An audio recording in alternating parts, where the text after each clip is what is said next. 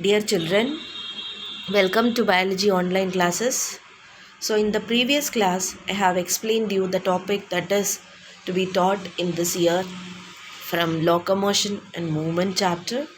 Now I'm going to start the new chapter, that is chapter 21, neural control and coordination.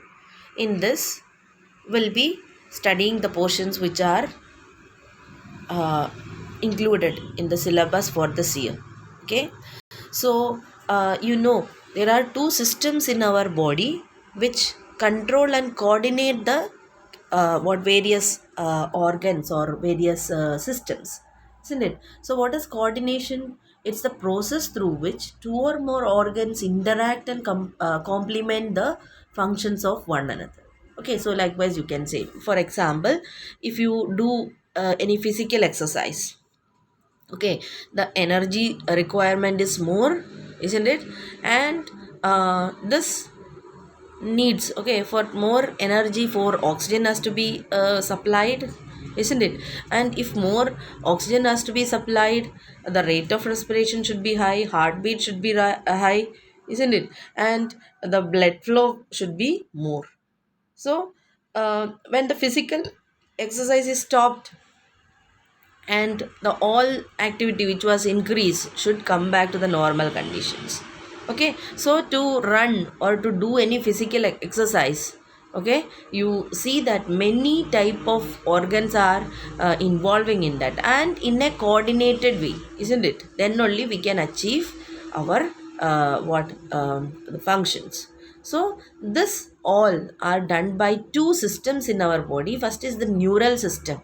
Okay, so it includes or it has point to point connection, okay, and endocrine system or hormonal system. Okay, so that does the integration or coordination through chemical chemicals called hormones. So we will be learning about the neural system, okay, mechanism of neural coordination.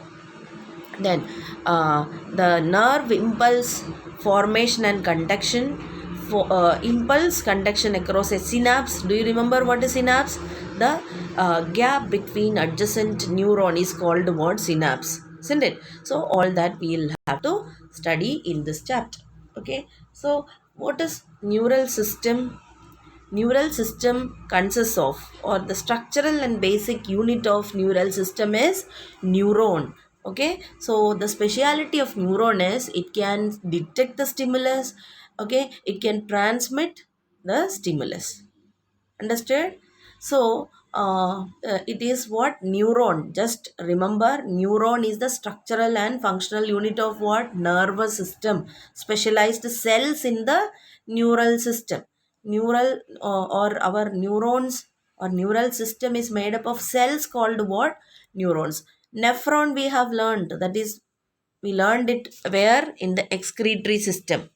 You see the nervous system, okay, in lower organism it's simply a network of neurons, and what as you see from lower organisms to higher, it is getting better organized.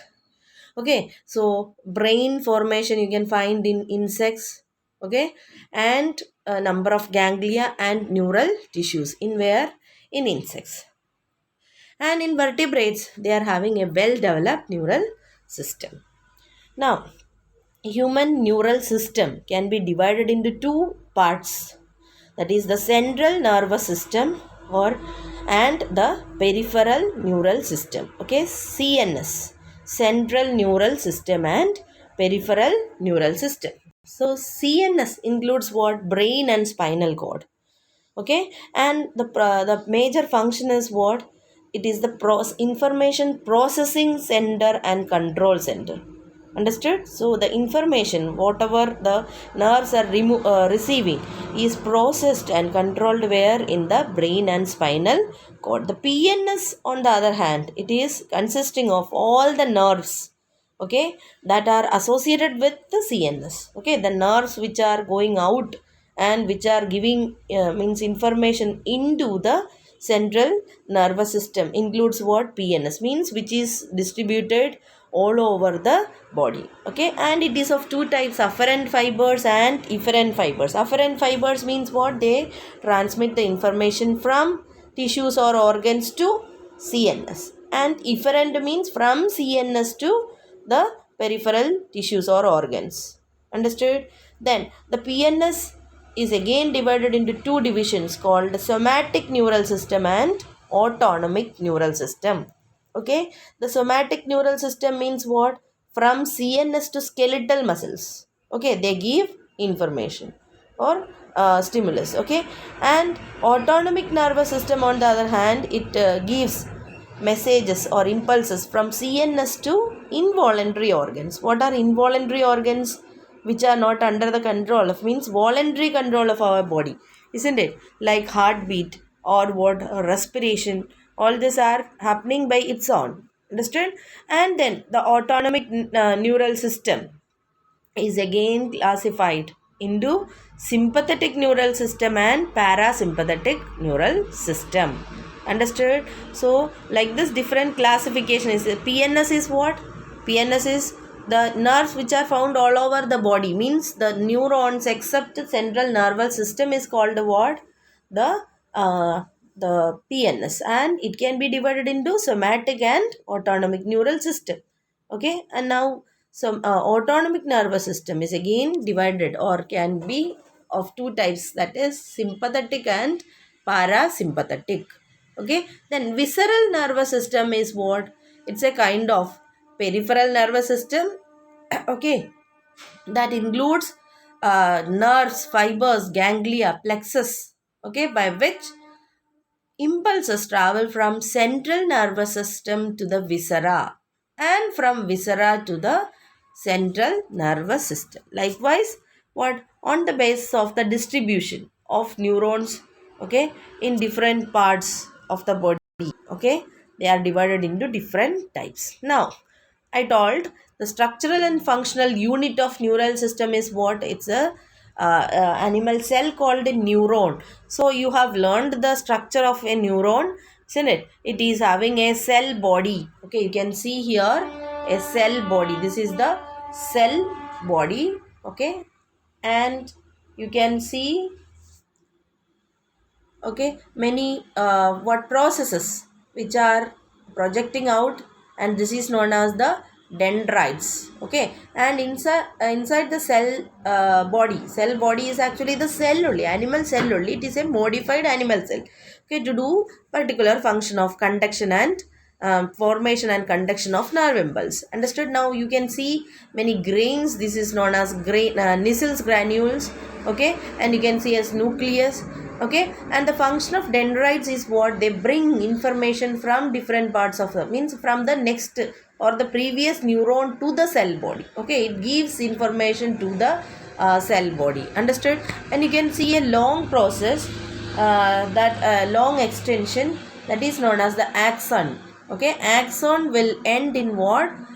Some axon terminals, and which is having synaptic knob.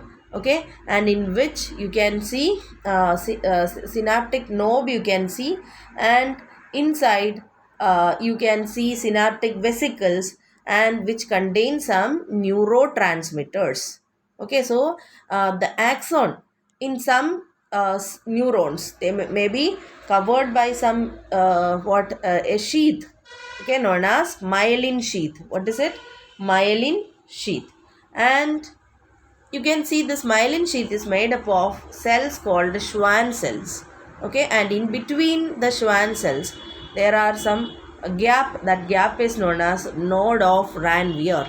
Okay, so this is the structure of a neuron. Understood? So neurons are having what? Dendrites. Okay, axons. Okay, axon. Then axons are having synaptic knob at the end. Okay, and it contains synaptic vesicles, which carries or which is filled with some neurotransmitters. Now, based on the, and what is the function of axon? They give information from, okay, cell body to the next part. Okay, means to the others, to the synapse of one another neuron, or to the neuromuscular junction means the information is brought into the cell body by dendrites and it is going out through the axon. Understood? Now, based on the number of axon and dendrites, the neurons can be of three types. They are multipolar, bipolar, and unipolar. Multipolar means they are having one axon and more dendrites, two or more dendrites. Understood? Then bipolar means with one axon and one dendrite. Okay. Then unipolar means cell body with one axon only. Understood? So like this, what the axons, they, it depends upon the number of axons and what dendrons, they are divided into what three different types. They are multipolar, bipolar, and unipolar. Is it clear? Then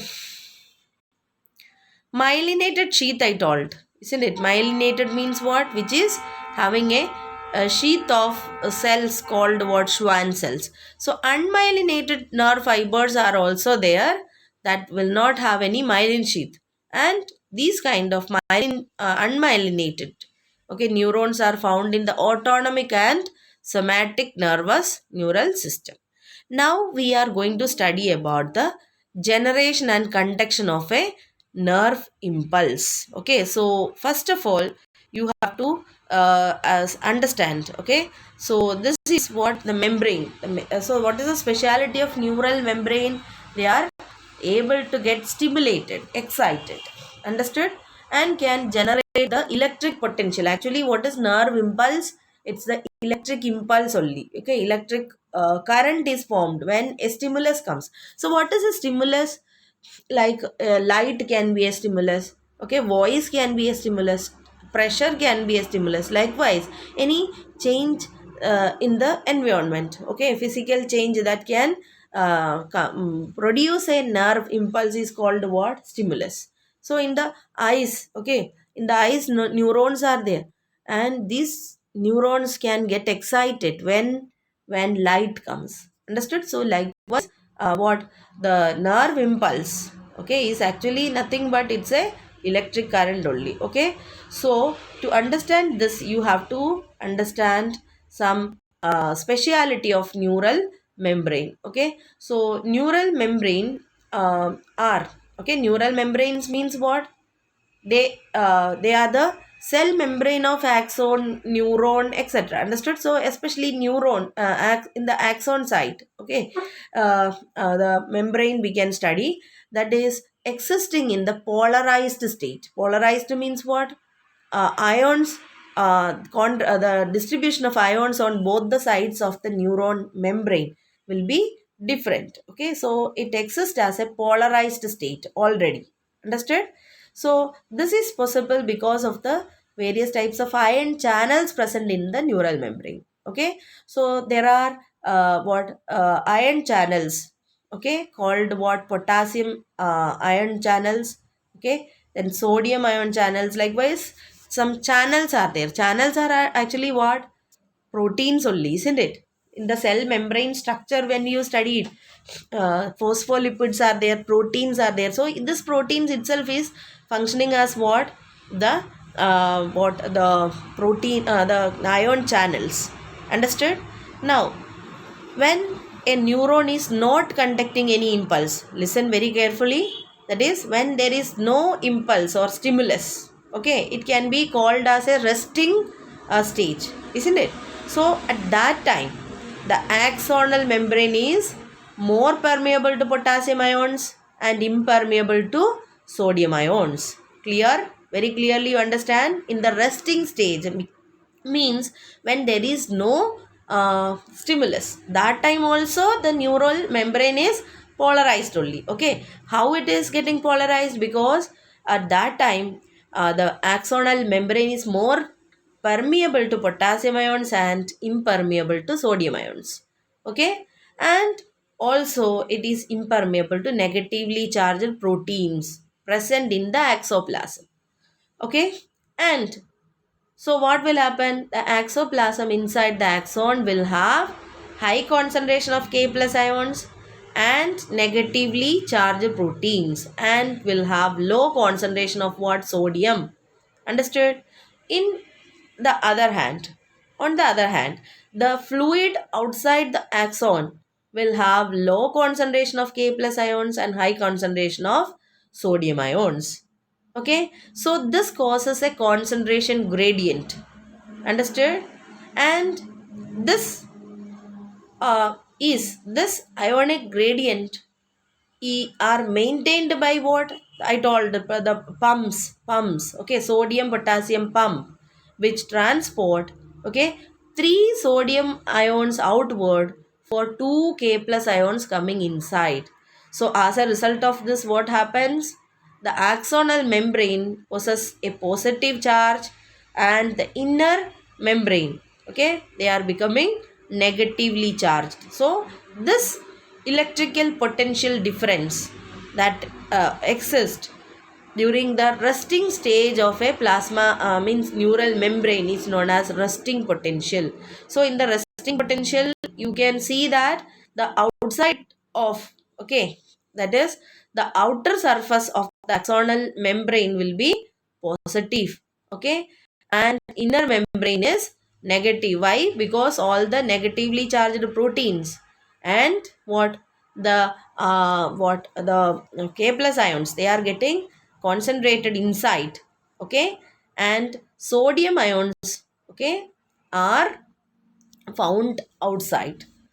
Understood? So this causes a what difference gradients, and this is known as the resting potential. Okay, now what happened when a stimulus comes there?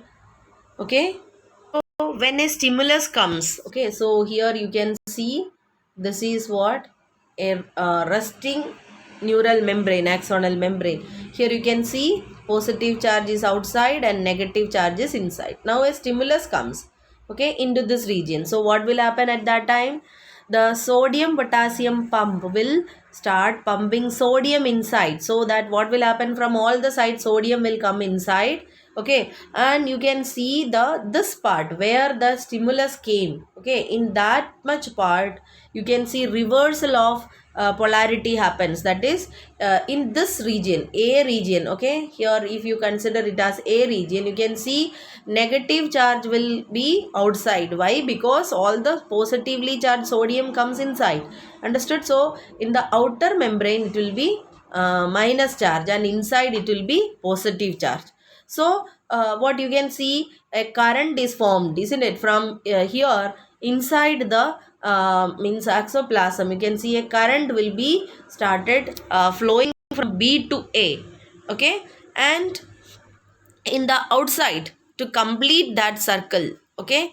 So what will happen, means on the inner surface from A to B current starts forming, flowing, and on the outer side, okay, from B to A, okay, to complete the circuit of current flow. And you can see that the polarity at the site is reversed and an action potential is generated at the site B also. Okay, so impulse is what actually, it's the action potential generated at the site A, and it will move to the site B. Okay, and this sequence will be repeated all over the length of the axon and it will be conducted. Okay, now the rise in stimulus induced permeability of sodium ion is very short lived. Okay, once the stimulus comes, the reversal of sodium ions, okay, passage of sodium ions into the inner side of the axoplasm, okay, started. And after that what will happen, it will be quickly going back to the original state, okay, within a fraction of second. Then what will happen, K plus ions diffuses outside the membrane and restores the resting potential. Okay, so where the excitation or stimulus comes, first what happened, reversal of polarity happens and it will be transmitted all through the means the through the axoplasm, and the site where it started will go back to the original condition. Understood? So in this way only what happened, nerve impulse get created, okay, and it is getting transported. Okay, so you can say the first site A, okay, first it was in the resting stage.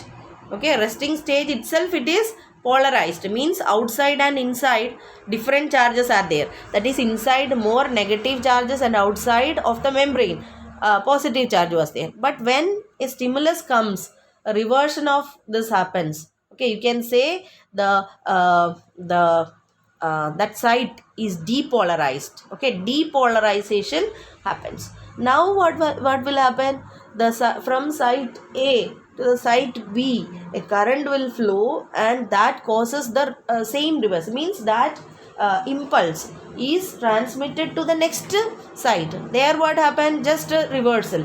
Okay, or you can say depolarization happens.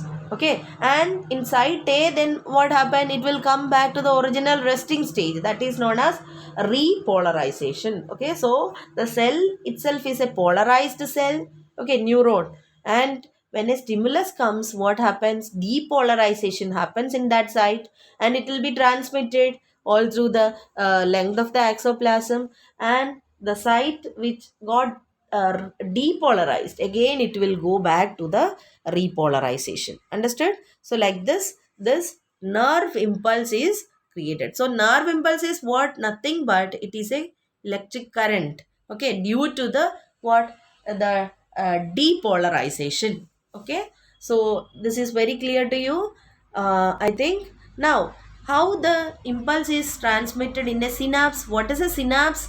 Okay, that is some junctions are there, isn't it? A synapse is the is formed by the membrane of a presynaptic neuron and a postsynaptic neuron. Okay, and sometimes you can see a gap between the two. What is presynaptic neuron? The neuron which is just before the synapse. Synapse is what? It's the junction. Understood? And the neuron which is just before is known as what? The presynaptic neuron. And the neuron which is after the synapse, this is what? The synapse, okay, the junction, which can be separated by a gap, or sometimes you can see no gap will be there between two adjacent neuron, but the junction is known as what? Synapse. Understood? So synapse is formed how? By the presynaptic and post synaptic neuron when they are very close to each other. Okay, and there are two types of synapse: electrical synapses and chemical synapse. Electrical synapse means what? The membranes of presynaptic and post synaptic neurons are very close to each other. Okay, electrical current can flow from one, that is from presynaptic neuron to the next neuron directly. Okay, and electric synapse, okay, is it's very fast because, okay, uh, because impulse transmission will be very faster in where electrical synapse. Okay, and it is found in lower organisms.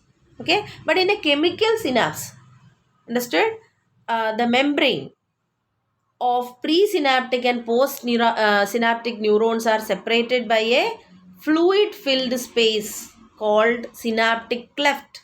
Okay, so there will be a junction, and in the junction there is a gap between presynaptic and postsynaptic neuron, and there will be a fluid filled space, and that is known as what? Synaptic cleft. You can see here. Okay, synaptic cleft. Understood? Now, take and when neurons, okay, when they produce the electric impulse, okay, this neurons will means the electric impulse will come to the end of the synaptic cleft, or okay, synaptic knob. So this what you have shown is what is shown here is a synaptic knob, and inside that synaptic vesicles are there with the neurotransmitters we learned. Okay, synaptic vesicles with the neurotransmitters, and this is found at the end of the what? Synaptic knob, or what is it, the axonites. Axon is having what? Synaptic knob, and in that what is there? Synaptic vesicles are there. Synaptic vesicles contains what? Neurotransmitters. So from one neuron, okay, electric impulse is generated and it will be coming to the end of that particular neuron, and when it reaches to the synaptic cleft or synaptic knob, synaptic cleft, not synaptic knob, what will happen? The vesicles will secrete the neurotransmitters. Understood? And this, okay, in the form of chemicals called neurotransmitters only, the nerve impulse passes the synapse. Okay, understood or what? It that is when the neural signals or impulses arrives at the axon terminal, it stimulates the movement of the synaptic vesicle, so that what will happen? It will fuse with the plasma membrane of the this new axon. Okay, and that releases the neurotransmitters into the synaptic cleft. Understood?